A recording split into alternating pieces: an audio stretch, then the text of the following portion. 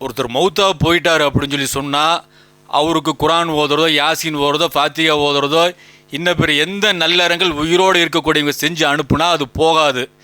இது குரான் ஹதீஸில் தெளிவான ஒரு விஷயம். அப்போ இந்த தெளிவான விஷயத்தை முற்கால அறிஞர்கள் நிறைய பேர் சொல்கிறாங்க. இன்றைக்குள்ள அறிஞர்கள் சொல்கிறது மட்டும்தான் அப்படிங்கிற மாதிரி கொண்டு வராங்க. அது தவறானது. முற்கால அறிஞர் நிறைய பேர் அவங்கவுங்க செய்கிற அமல் தான் அவங்கவுங்களுக்கு மறுமையில் கிடைக்கும் இப்படி கருத்தில் நிறைய அறிஞர்கள் பேசியிருக்கிறாங்க. இப்போ பார்த்தீங்கன்னா குரானை ஓதுனா போகாது, மௌத்தா போன போய் சேராதுன்னு சொல்லக்கூடிய ஒரு ஜமாத்தும் இருக்குது. அது டிஎன்டிஜி அந்த மாதிரி சொல்கிறாங்க. ஒவ்வொருத்தரும் அவங்க தான் செய்யணும். இறந்து போயிட்டால் நம்ம ஃபாத்தியா ஓதி அனுப்புகிறதோ குரான் ஓதி அனுப்புகிறதோ யாசின் ஓதி அனுப்புகிறதோ எதுவுமே போய் சேராதுங்கிற அந்த நிலைப்பாட்டில் தௌஹீத் ஜமாத் கருத்துக்களை பல கருத்து சொல்கிறாங்க. இப்போ இந்த தௌஹீத் ஜமாத்தில் ஒரு 5 வருஷத்துக்கு முன்னாடி ஒரு பேச்சாளர்கிட்ட ஒரு கேள்வி இந்த மாதிரி கேட்கப்படுது. இந்த மாதிரி ஃபாத்தியா இல்லைன்னு சொல்லி சொல்கிறோம், நம்ம இந்த மாதிரி நன்மையை சேர்க்க முடியாதுன்னு சொல்லி சொல்கிறோம்.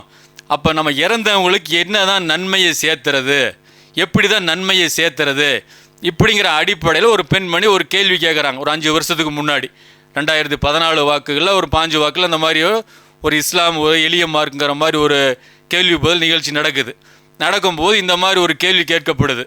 கேட்கும்போது அந்த பேச்சாளர் அதுக்கு பதில் சொல்கிறாரு, இந்த மாதிரி குரானை ஓதுனா கத்தம் போது இதெல்லாம் போய் சேராது, இதை சொல்லிட்டு சில விஷயங்கள் சேரும் அப்படிங்கிறாரு. சொல்லிட்டு அவர் சொல்கிறாரு, அந்த வீடியோ கூட பாருங்கள்.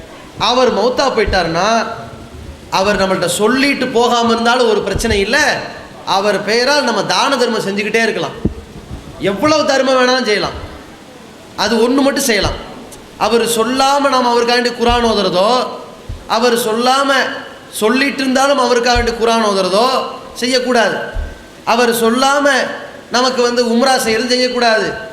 அவர் எதை சொல்லிவிட்டு மௌத்தாகிறாரு, ஹஜ்ஜை சொல்லிட்டு மௌத்தாவார், சொல்லாமல் மௌத்தானாலும் நம்ம செய்யலாம் அவருக்காக. ஆனால் அவருக்காக வேண்டி உம்ரா செய்யலாமா, செய்யக்கூடாது. அவருக்காக வேண்டி 5 வேளை எக்ஸ்ட்ரா தொழுகலாமா, தொழக்கூடாது. ஏதாவது நேர்ச்சை விட்டு இருந்தால் செய்யலாம். இதை தாண்டி வேறு எந்த வணக்க வழிபாடும் செய்யக்கூடாது. ஒன்றே ஒன்று செய்யலாம். என்ன செய்யலாம்? அவர் சொல்லாமல் மௌத்தா இருந்தாலும், அவர் தர்மம் செய்ய மனம் இல்லாத நிலையில் மௌத்தா இருந்தாலும், அவர் கஞ்சனா மௌத்தா இருந்தாலும் நம்ம என்ன செய்யலாம்? தான தர்மங்களை நிறையா செய்து இறைவா இந்த தர்மத்தினுடைய நன்மையை அவருக்கு சேர்த்துன்னு கேட்கலாம். இப்போ ஒரு பள்ளிவாசல் கட்டுமான பணிக்காக வேண்டி உங்கள்ட்ட உதவி கேட்குறாங்கன்னு வைங்க, நீங்கள் என்ன செய்யலாம்? சரி, என் பேரில் ஒரு 1000 ரூபா பொறுப்படுத்துங்க, என் தகப்பனார் பேரில் ஒரு 1000 ரூபா அப்படின்னு சொல்லி தர்மம் செஞ்சுட்டு இறைவா இந்த நன்மை அவருக்கு சேர்த்துன்னு கேட்கலாம் நீங்கள். அப்போ இந்த வீடியோவில் அவர் என்ன சொல்கிறார் அப்படின்னா, தர்மம் செய்யலாம், இறந்தவர்கள் சார்பாக தர்மம் செய்யலாம், அதே மாதிரி ஹஜ்ஜு செய்யலாம், உம்ரா செய்யலாம் இப்படிங்கிற கருத்தெல்லாம் சொல்கிறாரு. குறிப்பாக சொல்கிறதா இருந்தால் தர்மத்தை பற்றி அழுத்தி சொல்கிறாரு. அவர் கஞ்சனாக இருக்கும் நிலையில் மரணித்தாலும் அப்படிங்கிறாரு. இந்த வீடியோவில் இருக்குது. அவர் கஞ்சனாக இருக்கிறாரு, தர்மம் செய்ய மனசு இல்லை, இந்த நிலையில் மௌத்தா போனாலும் அவருக்கு நன்மைகள் சேரும் அப்படிங்கிற கருத்தை ஆழமாக பதிவு பண்ணுறாங்க. அப்போ இது சரியான கருத்து தானா? என்னடா இது கருத்து வேறுபாடுள்ள விஷயந்தான். மௌத்தா போனவங்களுக்கு தர்மம் செஞ்சு அனுப்பலாமா அப்படிங்கும்போது இதுலேயும் அறிஞர்கள் மத்தியில் கருத்து வேறுபாடு இருக்குது. ஏன்னு கேட்டால் குரானை புரிந்து கொள்வதிலையும் ஹதீஸை புரிஞ்சு கொள்வதிலையும் ஏகப்பட்ட பிரச்சனைகள் இருக்குது. எதை நாம் சரின்னு சொல்லி விளங்குறோமோ அதை பரப்பி விட்டுறது. ஒரு ஹதீஸை பார்க்க வேண்டியது அதை பரப்பி விட்டுறது, ஒரு ஆயத்தை பார்க்க வேண்டியது அதை பரப்பி விட்டுறது.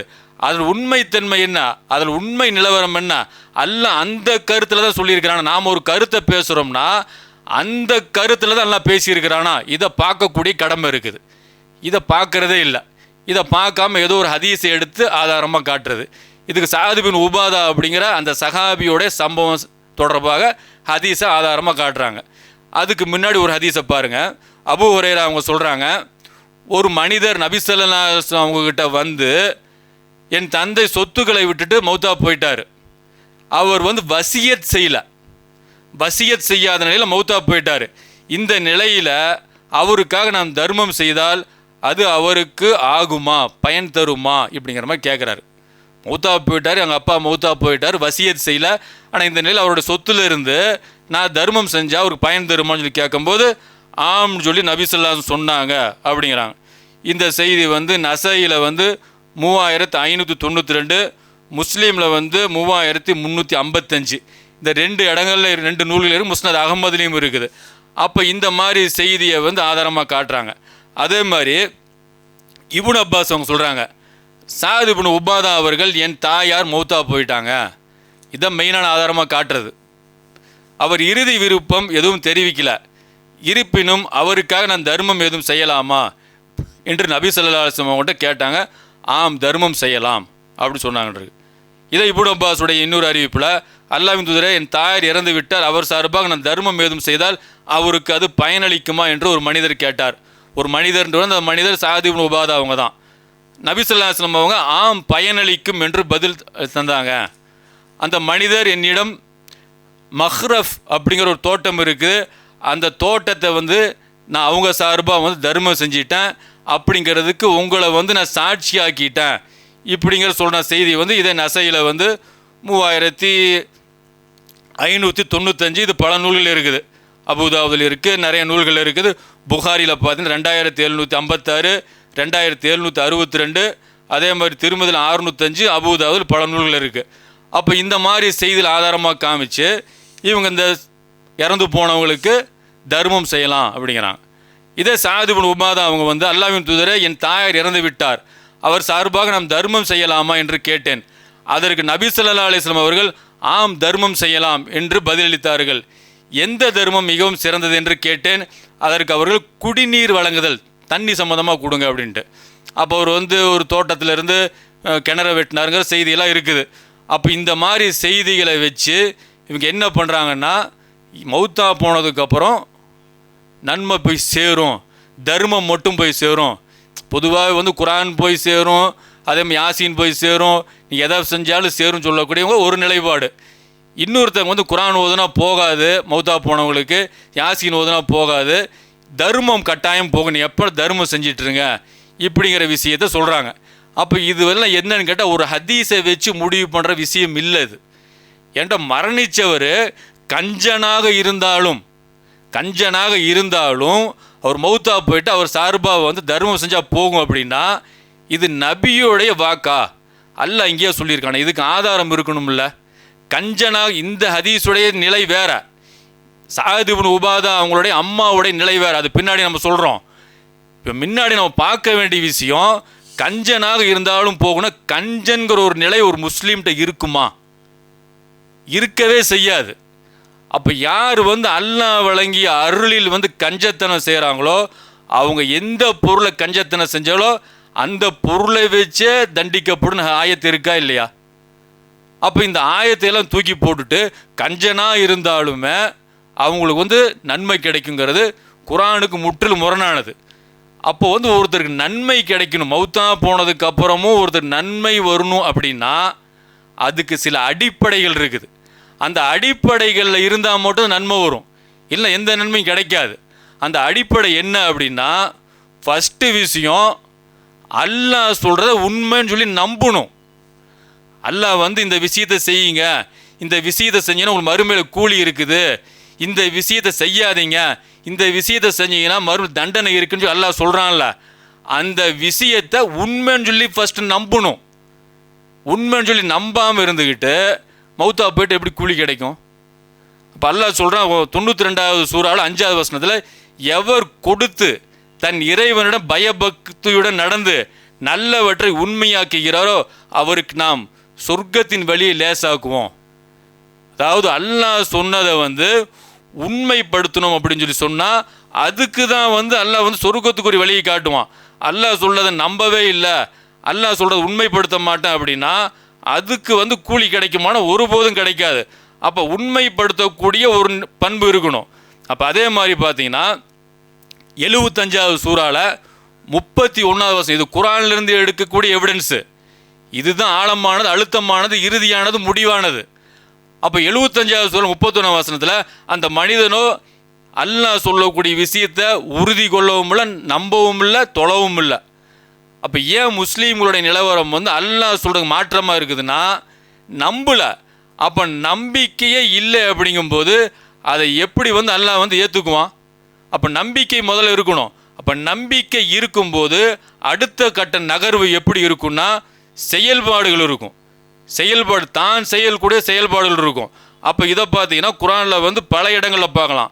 17வது சூறாவில் 19வது வசனத்தில் நீங்கள் பார்த்தீங்கன்னா, இன்னும் எவர் மறுமையை நாடு அதுக்காக முயற்சி செய்கிறாரோ, மூமின்களாக முயற்சி செய்கிறாரோ, அந்த மாதிரி முயற்சி பண்ணுறாங்களே அவங்களுக்கு கூலி இருக்குது நல்லா சொல்லி கேட்டுறான். ஃபஸ்ட்டு உண்மைன்னு சொல்லி நம்பணும் அல்லாஹ் சொல்லக்கூடிய விஷயங்கள். அல்லாஹ் சொல்லக்கூடிய விஷயம் உண்மை நம்பினதுக்கப்புறம் செயல்பாடுகள் இருக்கணும். அந்த செயல்பாடுகள் இல்லாமல் நம்ம மௌத்தா போனதுக்கப்புறம் நமக்கு வந்து யாராச்சும் வந்து ஃபாத்தியா ஊதி அனுப்புனா தர்மம் செஞ்சால் வரும் அப்படிங்கிறதெல்லாம் வந்து குர்ஆனுக்கு எதிரானது. இன்னும் அல்லாஹ் சொல்லும்போது 53வது சூறாவில் 39வது வசனம் அதில் அல்லாஹ் சொல்லும்போது, இன்னும் மனிதனுக்கு அவன் முயல்வதல்லாமல் வேறில்லை, அவன் என்ன முயற்சி பண்ணுறானோ அதுதான் கிடைக்கும். இந்த ஆயத்துக்கும் ஷாஃபி இமாம் வந்து விளக்கம் தரும்போது இந்த 53 39க்கு குர்ஆன் ஓதி அனுப்புனா போய் சேராது, மௌத்தா போனவங்களுக்கு குர்ஆனை ஓதி அனுப்புனா போய் சேராதுங்கிறாங்க. ஷாஃபி இமாமுடைய கருத்து அதுதான். அப்போ இந்த ஆயத்தை மேற்கோள் காட்டுறாங்க. அப்போ இந்த ஆயத்தை மேற்கோள் காட்டும் போது தர்மம் சம்மந்தப்பட்ட எத்தனை ஆயத்துகள் இருக்குது. தர்மம் செய்யுங்க, அல்ல பன்மடங்காக உங்களுக்கு மறுமையில் தருவான் இப்படிங்கிற விஷயத்தையெல்லாம் சொல்லும்போது இந்த விஷயத்தையெல்லாம் தூக்கி போட்டுட்டு மனம் போன போக்கில் செல்வம் அப்படின்னா என்னுடைய குடும்பத்துக்கு தான், நான் யாருக்கும் செய்ய மாட்டேன் இப்படிங்கிற வாழும்போது வாழ்ந்து மரணிச்சிட்டா இவங்களுக்கு எப்படி கூலி போய் சேரும், எப்படி நன்மை போய் சேரும்? ஒருபோதும் சேராது. இன்னும் சொல்ல போனால் தெளிவாகவே 23வது சூறாவில் 99வது வசனத்தில் பார்த்தீங்கன்னா ஒருத்தனுக்கு மவுத்து வருது, அல்லாஹ் சொல்லி காட்டுறான். அவன் என் இறைவனை என்னை உலகுக்கு திருப்பி அனுப்பு, நான் விட்டு வந்ததில் நல்ல காரியங்களை செய்வதற்காக என்றும் அவன் கூறுவான். அப்படி இல்லை, அவன் கூறுவது வெறும் வார்த்தை என்று வேறில்லை, அவர்கள் எழுப்பப்படும் நாள் வரையும் அவர்கள் முன்னே ஒரு திரை இருக்குது. ஒருத்தன் அல்லாஹ் சொல்கிறதன் அடிப்படையில் வாழ்க்கையை நடத்தலை, அவனுக்கு மவுத்து வரும்போது எல்லாம் என்னை விட்டு கொஞ்சம் காலத்துக்கு நான் நிறைய நல்லறங்களை விட்டுட்டேன், அதை நான் வந்து செய்யறேன் அப்படின்னு சொல்லும்போது அல்லாஹ் அதுக்கு என்ன அனுமதி கொடுப்பானா? கொடுக்க மாட்டான். நீ சொல்கிறது வந்து வெறும் வாய் வார்த்தை தான், இதனால் வந்து நீ மறுபடியும் உலகத்துக்கு விட்டா மறுபடியும் பழையபடி தான் செயல்படுவோங்கிற கருத்தில் வேறு சில வசனங்களும் இருக்குது. அப்போ அவன் கேட்கும்போது அவனுக்கு பயன் தரல. இதான் நிலவரம், இதுதான். அப்போ அவன் வந்து நான் செய்ய போகிறேன்னு சொல்லி சொன்னாலும் அல்லாஹ் விடலை, நன்மை அவனுக்கு கிடைக்காது. அப்போ இது ஒரு வசனம். அதே மாதிரி 63வது சூறாவில் 10வது வசனத்தில், உங்களில் ஒருவருக்கு மரணம் வரும் முன்னரே நாம் உங்களுக்கு அளித்த பொருளிலிருந்து தான தர்மம் செய்து கொள்ளுங்கள், அவ்வாறு செய்யாது மரணிக்கும் சமயம் என் இறைவனே என் தவணையை எனக்கு சிறிது பிற்படுத்தக்கூடாதா, அப்படியாயின் நானும் தான தர்மம் செய்து சாலிகான நல்லவர்கள் ஒருவனாக ஆகிவிடுவேன்னு சொல்லி சொல்லுவான். அப்போ என்ன சொல்லுவான்? மௌத்தா போகிற நேரத்தில் எல்லாம் எனக்கு பொருளாதாரத்தை கொடுத்துருக்குறா, நான் நல்லது செஞ்சு வந்து நல்லவனாக மாறிக்கிறேன் இவன் சொல்லுவான். அதுக்கெல்லாம் அனுமதி தர மாட்டான்.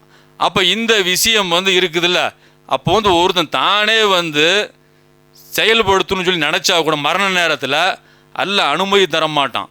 அனுமதியெல்லாம் எங்கே இருக்குன்னா உயிரோடு இருக்கும்போது, ஹயாத்தோடு இருக்கும்போது, வாழ்நாளில் ஆரோக்கியமாக இருக்கும்போது நல்லறங்கள் செய்யணும். இதுதான் வந்து பயன் தரும், பலனளிக்கும். இதை விட்டுட்டு மரண நேரத்தில் வந்து ஒருத்தன் வந்து அல்லாட்ட வந்து மன்றாடுனா கூட அவனுக்கு நன்மை கிடைக்காது. அப்படிங்கும்போது அவனுக்கு சம்மந்தமே இல்லை, வசியத்தும் பண்ணல, ஒன்றும் பண்ணல, மௌத்தா போயிட்டா அப்படின்னா அவனுக்கு வந்து தர்மம் பண்ணால் எப்படி போய் சேரும்? போய் சேராது. இன்னும் சொல்ல போனால் முற்கூட்டியே நல்லறங்களை அனுப்புங்கன்னு நல்லா சொல்கிறான். உங்களுடைய ஆத்மாக்களுக்கு முன்னரே வந்து நல்லறங்களை செஞ்சு அனுப்புங்கன்னு சொல்கிறான். 2வது சூறாவில் 110ஆம் வசனத்தில், தொழுகை முறையாக கடைபிடித்தும் ஜக்காத்து கொடுத்தும் வாருங்கள், ஏனெனில் உங்களுக்காக எந்த நன்மையை முன்னமையை அனுப்பி வைக்கின்றீர்களோ அதை அல்லாஹ்விடம் பெற்றுக்கொள்வீர்கள். எதை நம்ம பெற்றுக்கொள்வோம் அப்படின்னா உயிரோடு இருக்கும்போது நல்லறங்கள் செஞ்சு அனுப்புகிறோம்ல, அதுதான் நமக்கு கிடைக்கும்.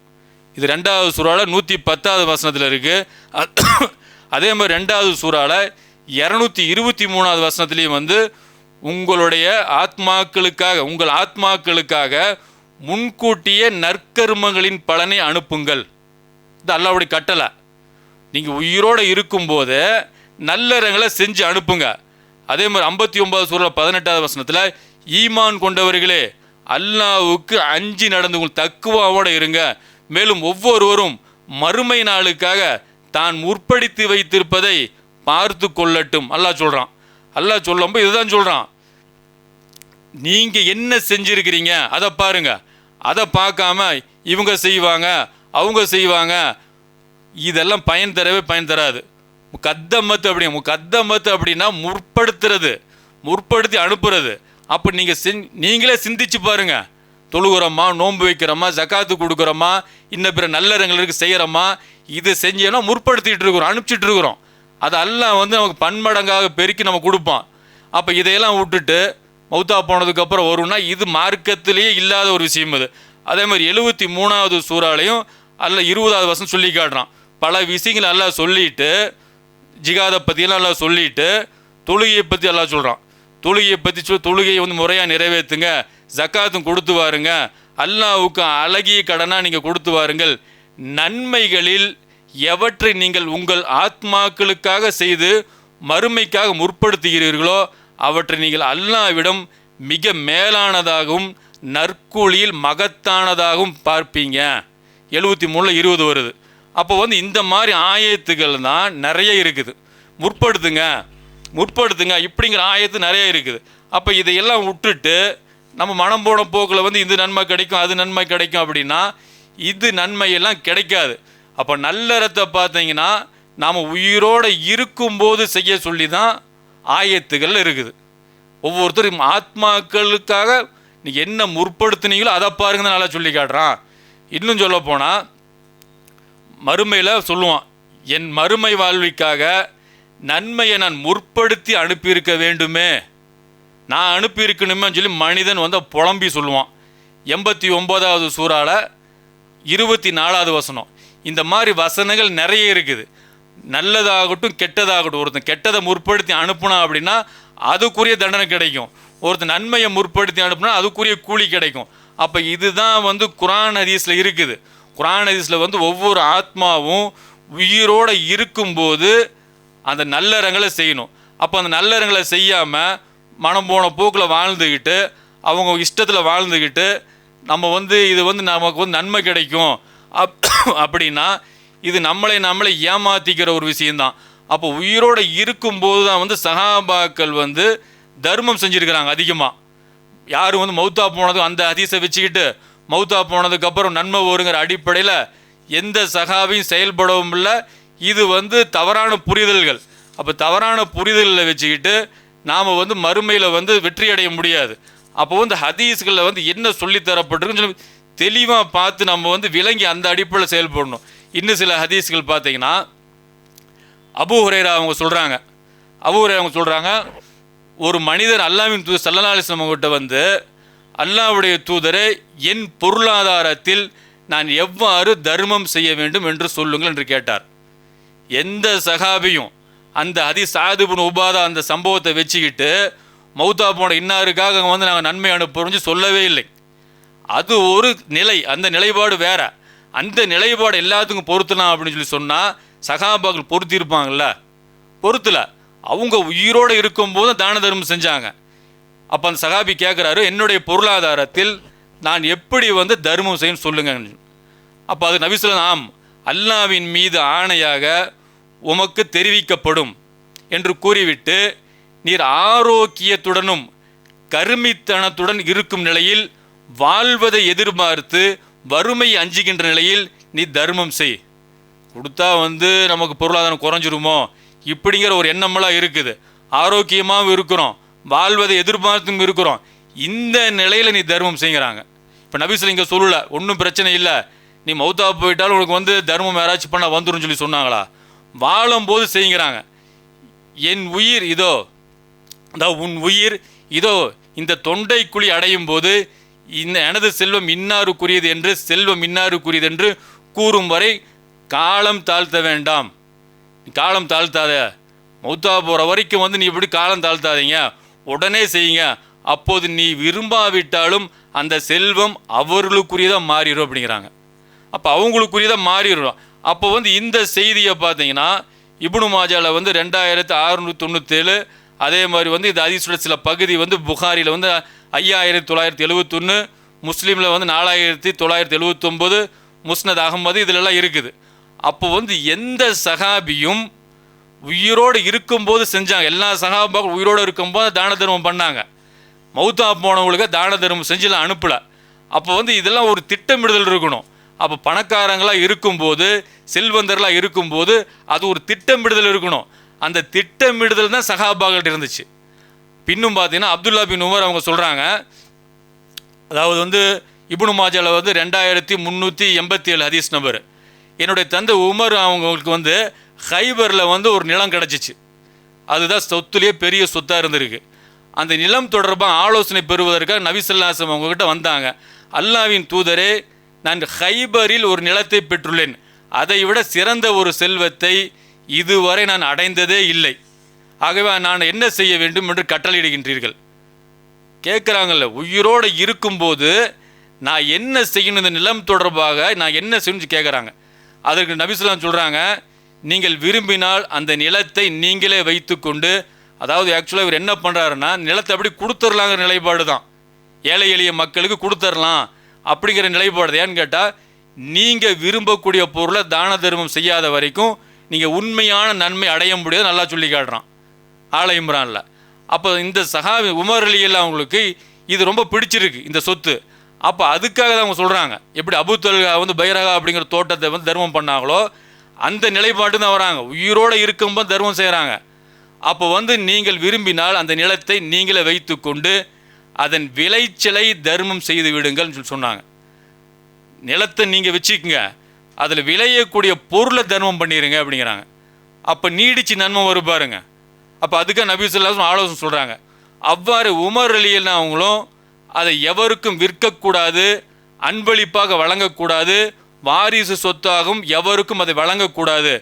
சில கண்டிஷன் போகிறாங்க, எழுதுகிறாங்க. அது எழுதி, அதாவது விற்கக்கூடாது, அதை அன்பளிப்பாகவும் கொடுக்கக்கூடாது, வாரிசு சொத்தாகவும் இருக்கக்கூடாது என்ற நிபந்தனைகளை விதித்து அறக்கொடைகளாக வக்ஃபாக்குறாங்க.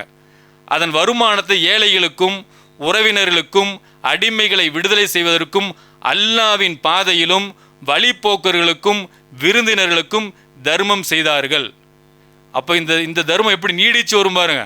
உமர்லையும் மௌத்தா போனாலும் இது நீடிச்சு வரும் அவங்களுக்கு. அந்த மாதிரி ஒரு வேலையை உமரில் செஞ்சுட்டு மௌத்தா போனாங்க.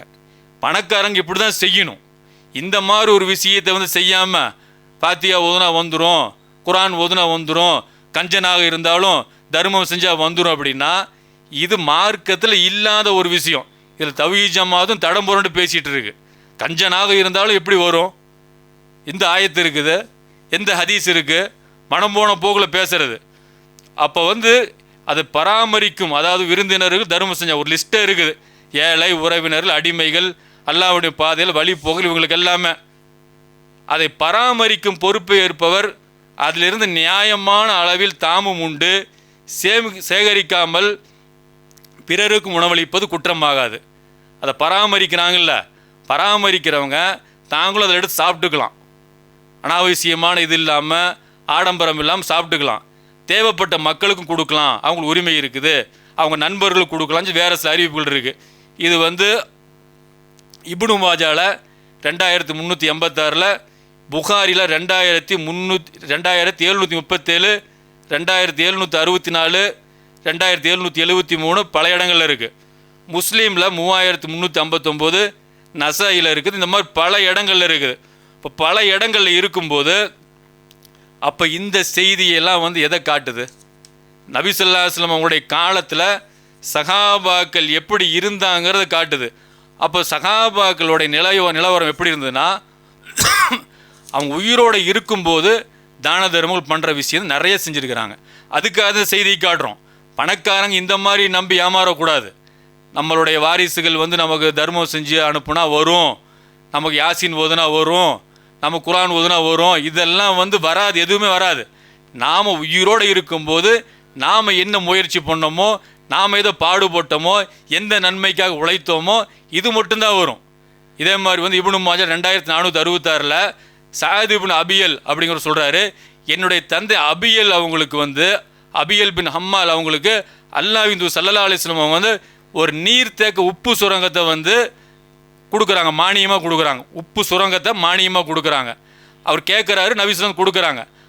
அதுக்கப்புறம் அக்ரா பின் ஆபீஸ் தமீமி ரலியல்லாஹு அன்ஹு அவங்க வந்து அல்லாஹ்வின் தூதரே, அறியாமை காலத்தில் அது நீரற்ற நிலமாக இருந்துச்சு, அங்கே நாங்கள் போயிருக்கிறோம், மக்களில் வந்து அங்கே தேவையுள்ளவர் வந்து தமக்கு தேவையான உப்பை வந்து இலவசமாக எடுத்துகிட்டு போவாங்க, அது நல்ல நீரோட்டம் உள்ள நிலத்தை போன்றது தான், அது நல்ல நிலத்தை போன்றது தான், அந்த நிலத்தை ஒரு நபருக்கு சொந்தமாக்கிக்கிட்டீங்களே அப்படிங்கிற மாதிரி விஷயம் சொல்கிறாங்க. அப்போ உடனே அல்லாஹ்வின் தூதர் ஸல்லல்லாஹு அலைஹி வஸல்லம் அவங்க அபியல் அவங்கள வந்து வரவழைச்சு அந்த சுரங்க நிலத்தை வந்து திரும்ப வாங்குறாங்க, கொடுத்துருங்க அப்படின்னு. அப்போ அபியல் அவங்க சொல்கிறாங்க, இந்த நிலத்தை நான் தங்களுக்கு தர்மமாக கொடுக்குறேன், இந்த நிலத்தை வந்து நான் உங்களுக்கு தர்மமாக தங்களுக்கு வழங்கி தர்மமாக ஆக்கி கொள்ள வேண்டும் என்ற நிபந்தனையின் பேரில் இதனை தங்களிடம் நான் திருப்பி வந்து கொடுக்குறேன் அப்படிங்கிறாங்க. இவர் தர்மமாக, இவருக்கு சொந்தமாயிருச்சு, சும்மா கொடுக்கல, தர்மம் சொல்லி சொல்லும்போது அதை மக்கள் பயன்படுத்தும் காலமெல்லாம் இவருக்கு நன்மை கிடைக்கும். அதை வச்சு தான் சொல்கிறாரு, ஆமாம் இது வந்து சார்பாக வழங்கப்பட்ட தர்மமே ஆகும், இது நல்ல நீரோட்டம் உள்ள நிலத்தை போன்றதுன்னு சொல்லி இது சொல்கிறாங்க. இது திருமதியிலே வந்து 1301 இருக்குது, அபூதாவுதில் வந்து 2663 இருக்குது. அப்போ இந்த மாதிரி விஷயங்கள் பார்த்தீங்கன்னா உயிரோடு இருக்கும்போது சகாபாக்கள் செஞ்சாங்க, அல்லாஹ்வுடைய இதுக்கு தான் வந்து வழிகாட்டினாங்க. அப்போ இந்த மாதிரி விஷயங்கள் இருந்துன்னு சொல்லி சொன்னால் நம்ம மௌத்துக்கு அப்புறம் நன்மை வரும். இது இல்லாமல் வந்து கஞ்சனாக இருந்துட்டு மௌத்தாக போயிட்டா நன்மை வராது. இன்னும் சொல்ல போனால் நன்மை வர்றதுக்கு சில அடிப்படைகள் இருக்குது. நாம் முன்னாடி அனுப்பணும், உண்மை நம்பணும், இதெல்லாம் வந்து ஒரு அடிப்படை. இன்னொரு அடிப்படை என்னன்னு கேட்டால் 69வது சூறால 34வது வசனம் நல்லா சொல்லி காட்டுறான். சொல்லும்போது அவன் தானும் உணவளிக்கும்போது தூண்டவும் இல்லை அப்படிங்கிறான். நன்மைக்கு தூண்டணும், மக்களை வந்து நன்மைக்கு தூண்டும் போது நாம் தூண்டுன அடிப்படை ஒருத்தர் நன்மை செய்யணும் அப்படின்னா நாம் வந்து இந்த யாருக்கு வந்து தர்மம் பண்ணுங்கன்னு சொல்கிறோம், சொன்னதின் அடிப்படை ஒரு தர்மம் பண்ணிகிட்டு இருக்கிறாங்கன்னா அந்த தர்மம் செஞ்சதுக்கு ஒரு கூலி நமக்கும் கிடைக்கும், தர்மம் செஞ்சவருக்கும் கூலி கிடைக்கும், நம்ம தூண்டணும்ல நமக்கும் கூலி கிடைக்கும். அப்போ தூண்டக்கூடிய அந்த விஷயங்கள் இருக்கணும்.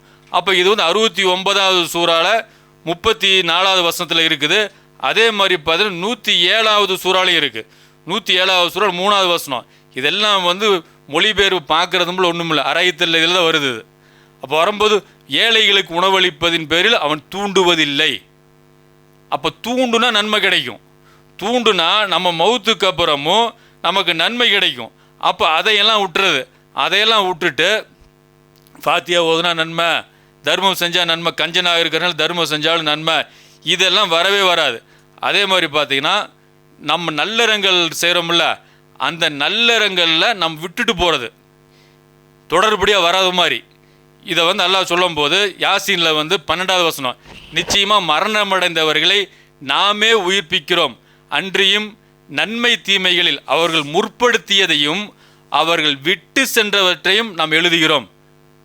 நன்மையை விட்டுட்டு போகிறது, இப்போ ஒரு நன்மை, அதாவது ஒரு மனிதருக்கு வந்து ஒரு நல்ல விஷயங்களை கற்றுக் கொடுக்குறோம் அப்படின்னா நம்ம கற்றுக் கொடுத்த அடிப்படை ஒரு மனிதர் வாழ்ந்துட்டு இருக்க, நாம் மூத்தாக போயிட்டோம். அப்போ அந்த மனிதரை நம்ம விட்டுட்டு போகிறோம் பார்த்தீங்களா, இது நன்மை. நம்ம தொழுக சொல்லி ஏவறோம், நோன்பு சொல்லி ஏவறோம், நோன்பு வைங்கன்னு சொல்லி ஏவறோம், ஜக்காத்து கொடுங்கன்னு சொல்லி ஏவறோம், இப்படி ஏவிட்டு அந்த அடிப்படையில் ஒரு கூட்டம் செயல்படுது அப்படின்னா அது வந்து நம்ம விட்டுட்டு போகிறது, அந்த விட்டுட்டு போனது வரும். அப்போ நாம் சொன்னதின் அடிப்படையில் செயல்படுறாங்க நல்ல காரியங்கள் அப்படின்னா இது மௌத்தா போனதுக்கு அப்புறமும் இந்த நன்மை வந்து சேரும். இது வந்து யாசீனில் இருக்குது. இப்போ யாசீன் தான் வந்து நம்ம இறந்தவங்கன்னு சொல்லி ஆக்கிட்டோம். அப்போ அதில் உள்ள விஷயங்கள் பார்த்தீங்கன்னா இவ்வளோ பெரிய விஷயங்கள் நல்லா சொல்கிறான். அப்போ அதே மாதிரி 75வது சூறால 13வது வசனத்தில் நல்லா சொல்கிறான், அந்நாளில் மனிதன் முற்படுத்தி அனுப்பியதும் உலகில் பின் விட்டு வைத்ததையும் பற்றி அறிவிக்கப்படுவான்.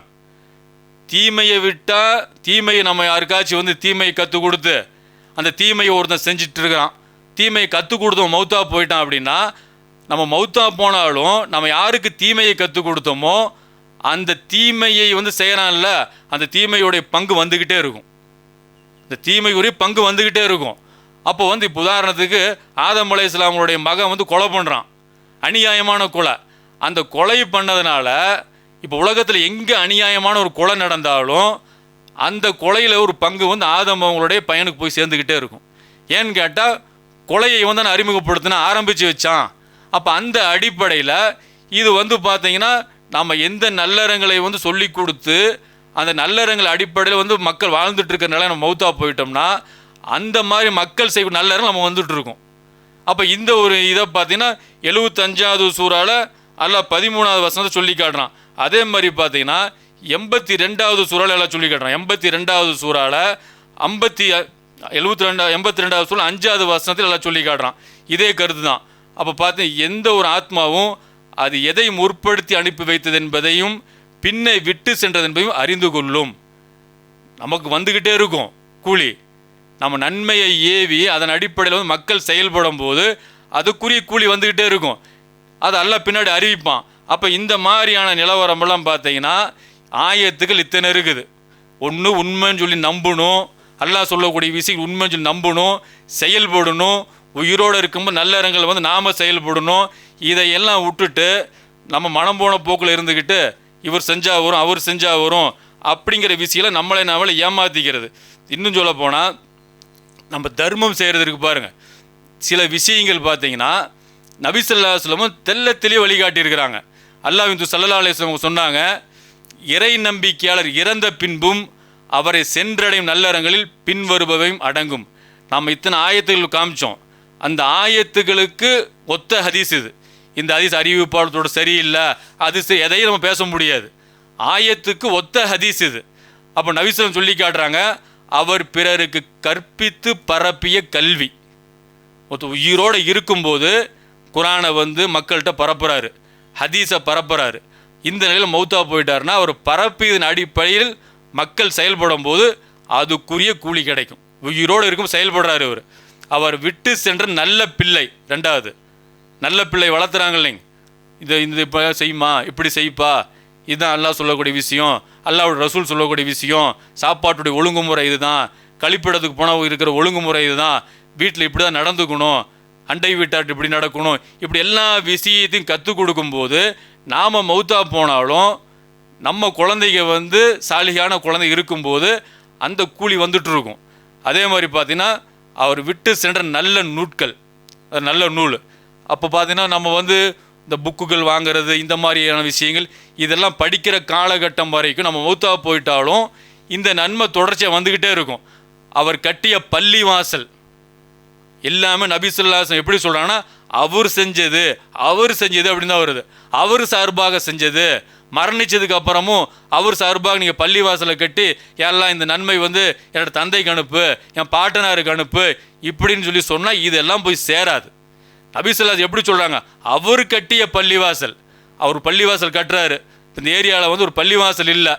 பள்ளிவாசல் இல்லைங்கும்போது ஒரு மக்கள் இருக்கிறாங்க, ஒரு 50 பேர் இருக்கிறாங்க, ஒரு 100 பேர் இருக்கிறாங்க. நம்மள்ட்ட தான் வந்து பொருளாதாரம் இருக்குன்னா ஒரு 10 லட்ச ரூபா தேவைப்படுதுன்னா 10 லட்ச ரூபா எடுத்து கொடுத்து நாம் ஒரு பள்ளிவாசல் கட்டினோம்னா அந்த பள்ளிவாசலில் மக்கள் தொழக்கூடிய காலமெல்லாம் நன்மை வந்துட்டு இருக்கும்.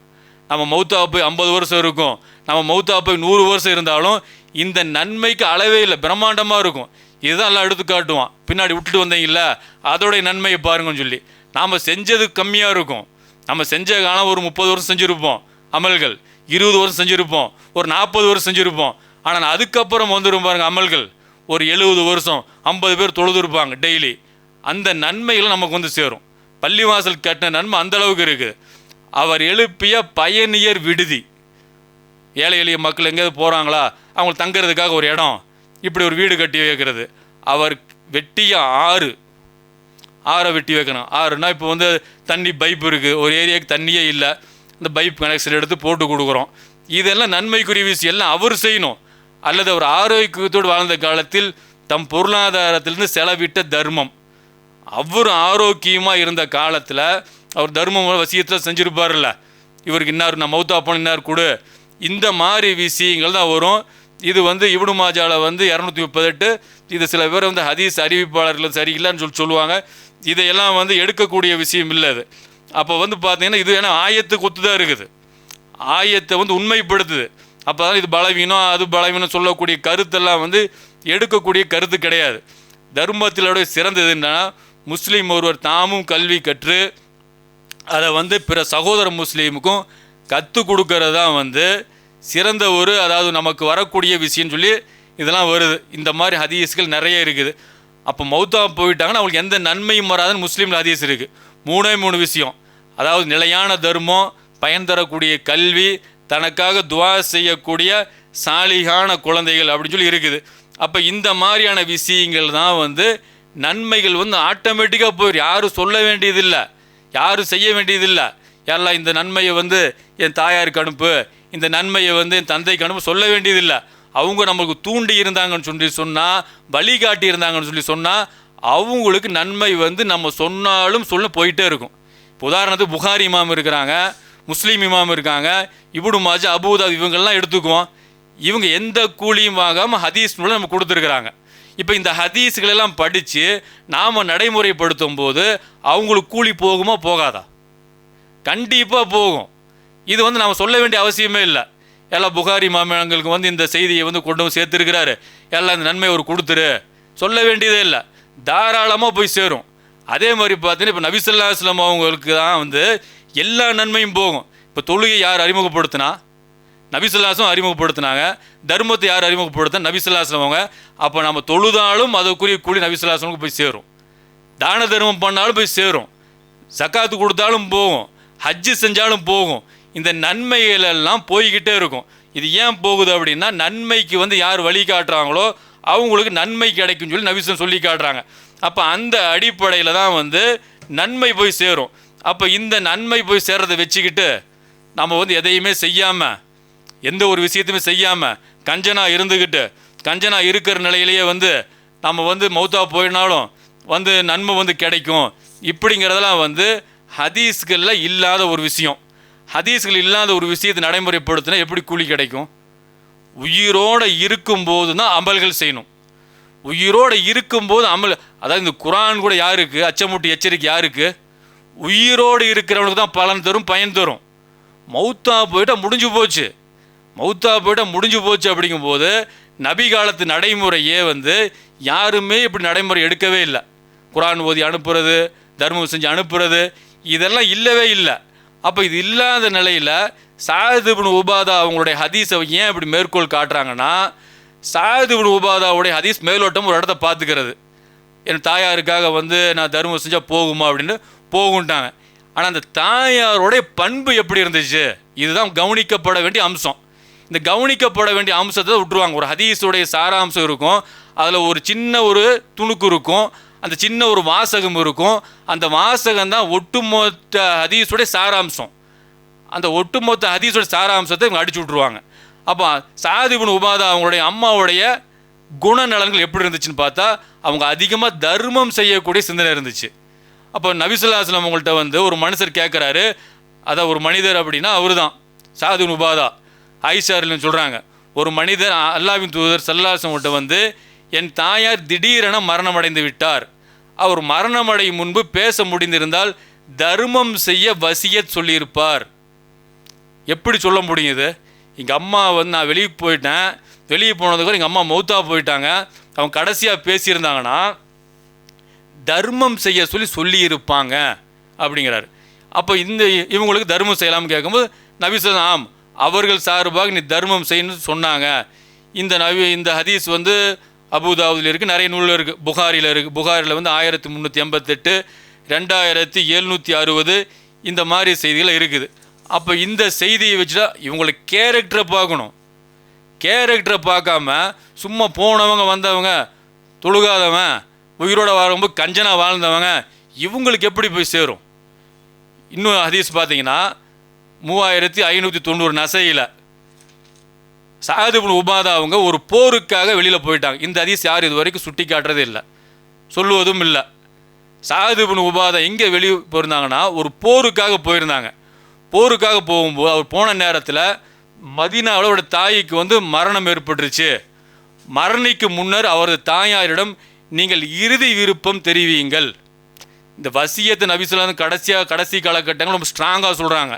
யாராச்சும் வந்து வசியத் செய்கிற அளவுக்கு வந்து பொருளாதாரத்தை பெற்றிருந்தீங்கன்னா 3 நாள் கூட வந்து வசியத் செய்யாமல் கழியக்கூடாது அப்படிங்கிறாங்க. வசியத் செஞ்சுருங்க அப்படிங்கிறாங்க. அப்போ வசியத் செய்கிறதுங்கிறது வந்து ஒரு ஸ்ட்ராங்கான ஒரு ஆர்டர் நபி ஸல்லல்லாஹு அலைஹி வஸல்லம் போடுறதுக்கு முன்னாடி நடந்த சம்பவங்கள் இதெல்லாம். அப்போ வந்து சஅத் இப்னு உபாதா அவங்களுடைய அம்மா கிட்ட கேட்குறாங்க, இந்த மாதிரி வந்து நீங்கள் இறுதி விருப்பம் வந்து தெரிவிங்க அப்படின்னு சொல்லும்போது அதுக்கு அவங்க சொல்கிறாங்க, எதை நான் இறுதி விருப்பம் தெரிவிப்பது, எதை நான் செய்கிறது, பொருள் எல்லாம் சஅதுடையவை, எல்லா பொருளாதாரமும் சஅத் இப்னு உபாதாவுக்கு சொந்தமானது அப்படிங்கிறாங்க. எனக்குன்னு பொருளாதாரம் இல்லையே. அப்போ இறுதி விருப்பம் தெரிவிக்கிற அளவுக்கும் தர்ம சிந்தனை கொண்டவங்க இவங்க. இப்போ தர்ம சிந்தனை கொண்டவங்களுடைய அந்த ஹதீஸை கொண்டு வந்து கஞ்சனுக்கு எப்படி பொருத்துவோம்? பொருளாதாரத்தை வந்து தனக்குன்னு வச்சுக்கிறவனோ பிற மக்கள் ஏழை எளிய மக்களுக்காக கொடுத்த இவங்களை வந்து எப்படி வந்து ஒன்றாக வந்து கருத முடியும்? அப்போ அவங்க சொல்கிறாங்க, எதை நான் இறுதி விருப்பம் தெரிவிப்பது, பொருள் எல்லாம் சஅதுடையவை என்று கூறிவிட்டு சஅது வருவதற்கு முன்னரே மரணித்து விட்டார். சஅது அவர்கள் வந்த பின் அது குறித்து அவரிடம் கூறப்பட்டது. அப்போ வந்து சஅது அவங்கள்ட்ட சொல்கிறாங்க, இந்த மாதிரி உங்கள் அம்மா இப்படி சொன்னாங்க அப்படின்னு சொல்லி. அதன் பின் அவர்கள், அல்லாஹ்வின் தூதரே, என் தாய் சார்பாக நான் தர்மம் செய்வது அவருக்கு பயனளிக்குமா? தர்மம் செய்கிற சிந்தனை அவங்களுக்கு இருந்துச்சு. தர்மம் செய்கிற சிந்தனை உள்ள மக்களுக்கு அவங்க வசியத் செஞ்சாங்கன்னா அந்த வசியத்தின் அடிப்படையில் செயல்படும்போது அவங்க கூலி கிடைக்கும். அவர்கள் சார்பாக தர்மம் செய்ய அப்படிங்கும்போது அவங்க வந்து மஹ்ரப் அப்படிங்கிற தோட்டத்தை வந்து அவங்க வந்து தர்மம் பண்ணாங்க. இது வந்து பல நூல்கள் இருக்குது. அப்போ இந்த மாதிரி செய்திகள் எல்லாம் வச்சுக்கிட்டு இதில் உள்ள ஹதீஸோட உண்மைத்தன்மையெல்லாம் வந்து தூக்கி போட்டுட்டு யாருக்கு வேணாலும் செய்யலாம், கஞ்சனாக இருந்தாலும் செய்யலாம், தொழுகை இல்லாதவங்க மௌத்தாவை போல தர்மம் செஞ்சு அனுப்பலாம். இதெல்லாம் ஒரு காலத்துலேயும் நடக்கவே இதுக்கு ஒரு நன்மை கிடைக்கவே கிடைக்காது. ஏமாந்து போயிடுவோம், மறுமையில் வந்து கை சேதப்படுவோம். ஒவ்வொரு ஆன்மாவும் அது என்ன சம்பாதிச்சதோ அதுக்குரிய கூலி தான் எல்லாம் கொடுப்பான். இங்கே அனுப்புனாலும் போகாது. அனுப்புறதாக இருந்தால் நமக்கு இறந்ததுக்கு அப்புறமும் நன்மை கிடைக்கணும்னா நம்ம நன்மையை தூண்டணும், நன்மையை மக்களுக்கு ஏவணும், தீமையை தடுக்கணும். நம்ம சொன்னதின் அடிப்படையில் குரானை காட்டி குரானுக்கும் மக்களுக்கும் தொடர்பு ஏற்படுத்தி கொடுக்கணும், ஹதீஸுக்கும் மக்களுக்கும் தொடர்பு ஏற்படுத்தி கொடுக்கணும். இந்த மாதிரி மக்கள் இருக்கும்போது நம்ம மௌத்தா போனாலும் நமக்கு கூலி கிடைக்கும். இது அல்லாமல் நான் உயிரோடு வாழும்போது அல்லாஹ் சொன்னால் கேட்க மாட்டேன், அல்லாஹ்வுடைய ரசூல் சொன்னால் கேட்க மாட்டேன், இப்படி மனம் போன போக்கில் வாழ்ந்துட்டு குரான் ஓதுனா வந்துருமா? தர்மம் பண்ணால் வந்துருமா? இது ஒருபோதும் வராது. இதோடைய நிலவரம் மறுமையில் இன்ஷால்லா கண்டிப்பாக தெரியும். இது நம்ம சொல்லக்கூடிய விஷயங்கள் இப்போ வந்து ஏதாவது தெரியும், என்னமோ வந்து படிச்சிருக்கிறாங்களா, அரபி படிச்சிருக்கா, அரபி தெரியாது, எதை வச்சு பேசுகிறாங்க, இப்படி ஏளனமாக கருதலாம். மறுமையில் அல்லாஹ்வுடைய உதவி கொண்டு நம்ம சொல்லக்கூடிய விஷயங்கள் குரான்லேருந்து எடுத்து சொல்லியிருக்கிறோம். இதனுடைய உண்மை மறுமையில் இன்ஷால்லா வெளிப்படும். அப்போ இன்னும் பாருங்கள், சில பேர் வந்து இறந்த ஒரு சார்பாக ஹஜ்ஜு செய்யலாம், நோன்பு வைக்கலாம் இப்படின்னு சொல்கிறாங்க. இது எல்லாமே இதுக்கு ஹதீஸ் இருக்குது. ஆனால் அந்த மௌத்தா போனவங்க ஹஜ்ஜு செய்யணுங்கிற எண்ணத்தில் இருந்தாங்க, உம்ரா செய்யணுங்கிற எண்ணத்தில் இருக்கும்போது அவங்க மௌத்தா போயிட்டாங்க அப்படின்னா அவங்க சார்பாக வாரிசுகள் செய்யலாம், நன்மை போய் சேரும். ஒருத்தர் வந்து ஒரு 10 கோடி ரூபா வச்சிருக்கிறாரு, 5 கோடி ரூபா வச்சிருக்கிறாரு, அவருக்கு ஹஜ்ஜோட எண்ணமே கிடையாது, தொழுகையை பற்றி சிந்தனையே கிடையாது, அல்லாஹ்வுடைய சட்டங்களை பேணணுங்கிற எண்ணமே இல்லை. இப்படி மௌத்தா போயிட்டாங்க. மௌத்தா போகும்போது அவங்க சார்பு ஹஜ்ஜு செய்ய முடியுமா? எதுவுமே கிடைக்காது. அவங்களுடைய நிய்யத்துக்கு கூலி. அவங்க ஹஜ்ஜு செய்யணும்னு நினைக்கிறாங்க, அந்த நேரத்தில் மௌத்தாகிட்டாங்க அப்படின்னு வாரிசுகள் செய்யலாம். இப்போ நோன்பு வைக்கணும் அப்படின்னு நினைக்கிறாங்க, ஒரு நேர்ச்சி நோன்பு வைக்கிறாங்க, ஒரு 10 நோன்பு வைக்கணும், அடுத்த மாதம் வைக்கணும்னு சொல்லிட்டு இருக்கிறாங்க. இருக்கிற நிலையில் நமக்கு தெரியுது மௌத்தா போயிட்டாங்க. இப்போ இவங்க சார்பாக நோன்பு வைக்கலாமா அப்படின்னா வைக்கலாம். நாமளை வைக்க முடியுமா சுயமா? அவங்களுக்கு எண்ணம் இருக்குது, உயிரோடு இருந்தால் செய்வாங்க. அந்த அடிப்படையில் தான் வந்து நன்மை கிடைக்கும். அப்போ இதெல்லாம் வசியத்தை, அதுக்கு தான் நபிஸ்லாம் வசியத்தை வலியுறுத்துகிறாங்க. வசியத் செய்யுங்க. இப்போ 3ல் 1 பாகம், உதாரணத்துக்கு 1 கோடி ரூபா சொத்து இருக்கா, ஒரு 33 லட்ச ரூபாய்க்கு வசியத்து பண்ணலாம். வசியத்து பண்ணி இது வந்து தர்மம் பண்ணுங்க, கொஞ்சம் கொஞ்சமாக இந்த ஏழை எளிய மக்கள் கொடுங்க, மாதம் மாதம் இப்படி கொடுங்க, வாரம் இப்படி கொடுங்க, இந்த தேவை உள்ள மக்கள் வந்து இப்படி கொடுங்கன்னு சொல்லி ஒரு திட்டத்தை வகுத்துக்கிட்டு நம்ம வந்து நடைமுறைப்படுத்தினோம்னா இது கூலி கிடைக்கும். இப்போ உதாரணத்துக்கு லூலு மார்ட் ஓனர் கூட ஒரு 6-7 மாதத்துக்கு முன்னாடி கூட பார்த்து இந்த மாதிரி வசியத்து பண்ணியிருக்காரு. ஒரு அனாதை இல்லத்துக்கு வந்து வருஷத்துக்கு 1 கோடி கொடுக்குற மாதிரி வசியத்து பண்ணியிருக்காரு. அப்போவே எடுத்து வந்து எழுதிட்டார். அப்போவே எடுத்து அந்த மீட்டிங்கில் வந்து ஒரு ப்ரோக்ராம் நடக்குது. ப்ரோக்ராம் நடக்கும்போது அவர் அப்போவே எடுத்து ஒரு ஆவணமாக எழுதிடுறாரு. ஜனவரி மாதம் வந்துச்சுன்னா 1 கோடி ரூபா இந்த அமைப்புக்கு கொடுத்துருங்க அப்படின்னு சொல்லி. அப்போ வந்து அந்த அமைப்பு சரியாக தப்பு அது நமக்கு தெரியாது, நமக்கு தேவையும் இல்லை. அப்போ முஸ்லீம்கள் எப்படி இருக்கணும்? நல்ல காரியங்களை வந்து விட்டு சொல்லணும். அது கட்டடங்களாக வச்சு விட்டுட்டு போகணும், அது வந்து பார்த்தீங்கன்னா ஒரு புக்காக நம்ம விட்டுட்டு போகணும், ஒவ்வொரு நினைவு சின்னம் மாதிரி நம்ம விட்டுட்டு போகணும். விட்டுட்டு போனோம்னா அதை மக்கள் அந்த நல்லறங்களை பயன்படுத்துகிற காலமெல்லாம் நமக்கு கூலி கிடைக்கும். இதுதான் வந்து ஒட்டுமொத்த ஹதீஸுடைய சாராம்சம். நம்ம ஆயத்துக்களை வச்சு பேசியிருக்கிறோம். அப்போ ஆயத்துக்களை தூக்கி போட்டுட்டு தான் இந்த ஹதீஸை வந்து மேற்கோள் காட்டி செயல்படுத்தணும்னா இது மறுமையில் தெரிய வரும்.